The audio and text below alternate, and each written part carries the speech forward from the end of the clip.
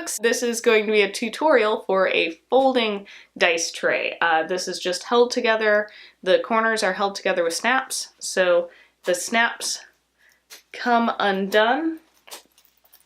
It folds pretty much flat, so you can put this in your gaming book or between gaming books in your backpack or whatever bag you take to gaming, and it takes up quite a lot less space than the other dice box. Still gives you a nice controlled place to roll your dice, and it will also help protect your table, especially if you have metal dice. It's important to roll with the dice box so you don't ding up somebody's table. So let's jump right into the tutorial and I'll show you how to make this. So to start with, you are going to need two different kinds of fabric. Now you could just do this with one kind of fabric, something that has a nice front and back. I chose to use this kind of vinyl, leathery looking material, as well as a little bit of a suede. I thought it would be a nice surface to roll on. So I've started out, I printed off a template and made the fold marks to kind of test out the size that I wanted to make this dice tray. It's a little bit smaller than the previous one, but that's all right.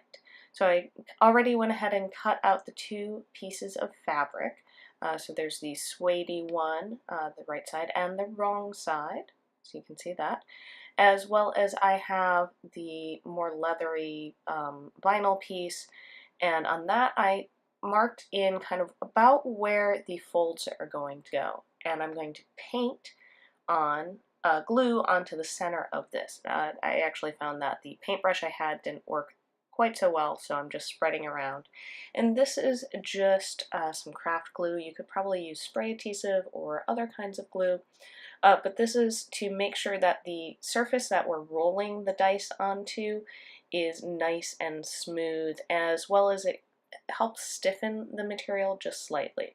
Right, so we're putting the two pieces together, making sure the wrong sides are together, and then I'm just pushing out any air bubbles, making sure that it's stretched as well as it can, because if you have two materials that one's a little bit stretchier, you want to make sure that it's fully stretched. All right, so now I'm moving on to pinning down the edges so that I can sew all the sides so it just has a little bit cleaner of a finish. You could also, instead of sewing it, use the like hem tape, that's the word for it, the hem, to do this instead of going through and pinning everything to sew. But I just went around the whole sides and did a nice pin.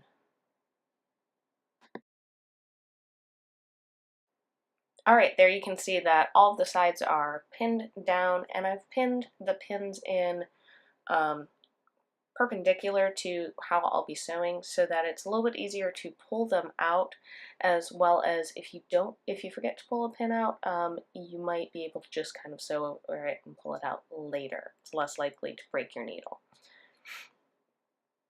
So I'm starting to sew, and I chose to use a slightly decorative pattern with my machine to give it a little bit nicer of a finish.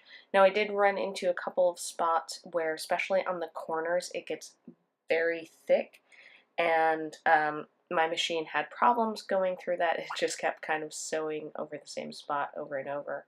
But you could easily do just a straight line. You could also hand sew this if you don't have a sewing machine. And I just kept going. I think I only show you doing two sides, but obviously I did all four just in one go. The corners are a little wonky, again, because I kind of had to pull it through to get it to go through the machine. But I'm sure with some tweaking I could get better at that. Alright, there you go. That's the finished sewed edges, so that gives it a much cleaner feel. It still is foldable, and I'm going to go down onto the floor to add the snaps. Let's go. Alright, here we are on the floor, and I am using these, they're actually leather snaps, to put them in, so that's how they will be held together. And to find the points, I actually just kind of eyeballed it. You might also want to draw them out ahead of time. I probably should have done that. So with these, you need to poke a hole through both sets of material that's just large enough for one side of the snap to go through.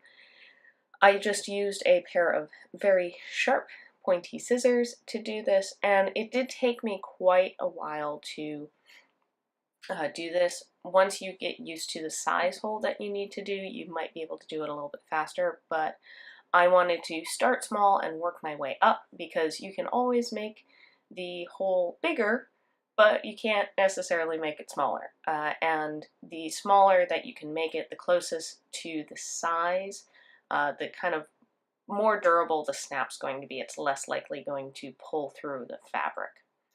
So you can't see it. I'm continuing to widen the hole just kind of by making some small snips, as well as moving the scissors around in a circle. And it's almost through, so close. One more try.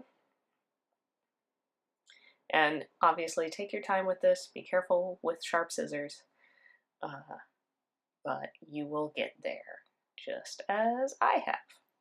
So this time it finally fit through, so I fit that one side of the snap through, and then I put the other side of the snap on top. These had instruction on what way to put them. Now this goes underneath.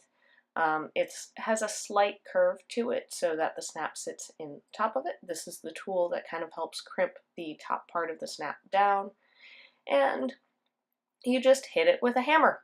Just a couple taps. I went a little overboard on a few of these, and I would recommend doing 2 to 3, seeing how far you've gotten, and then doing additional ones instead of just kind of going to town.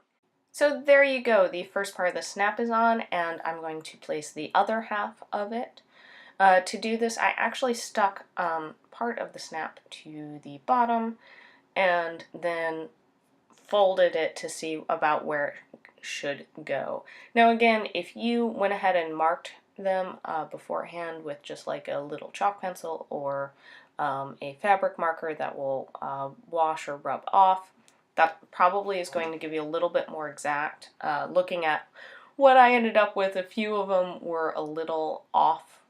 They weren't quite as even, but luckily the fabric is a little forgiving. There you go, the first snap is on. Now I'm just going to end up repeating this with the last 3 corners. So there you have it, it's all done! Now there were a few things on mine that didn't turn out absolutely perfect, but that's okay, it's handmade. There are going to be little discrepancies, stuff like that.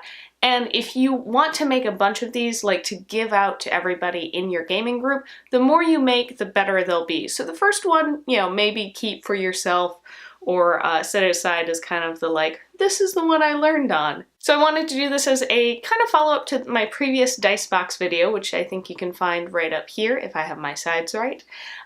Just as something that's a little bit more portable. I have been using the dice box that I made back when I made that video, which was like 3 or 4 years ago. I've been using it since, and it's held up really great. And most of the gaming that I do is actually at our house, so I don't have to worry about transporting things to and from my gaming location. But if you are looking for a dice box that is a little bit more portable and something you can definitely fold down and put in a bag that's not going to take up a couple inches, I want to give a special shout out to all of our patrons, especially Sean, Lainey, Arvy, and William. If you're interested in joining us on our campaign and becoming a patron of ours, you can check us out at patreon.com/rollforinitiative. Don't forget to like, share, and subscribe, and I'll see you next time on Roll for Initiative. Bye!